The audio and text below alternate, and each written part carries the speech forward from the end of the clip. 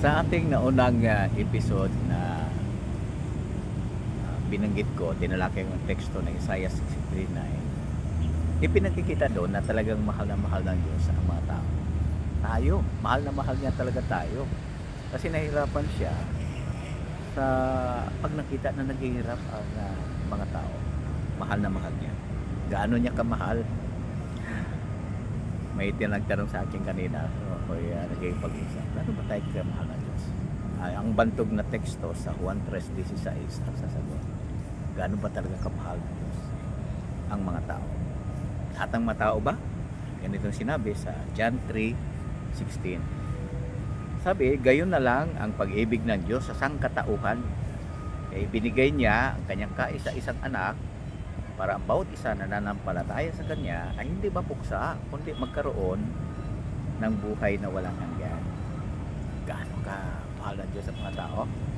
Kaya nga nahirapan siya. Gayon na lang. Ang salitang gayon na lang, napakalaki. Gaano kalaki?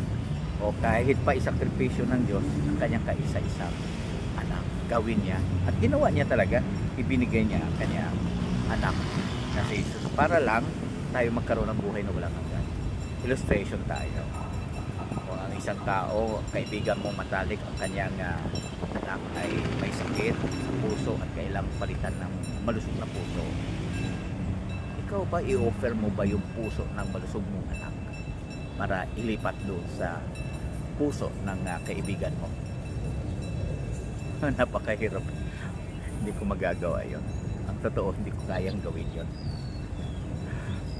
Kaya nagawa ng Diyos nila puso ni Jesus, wika nga ang ipinigay niya kundi ang buong buhay sa layunin. Ano yung sa layunin na yon?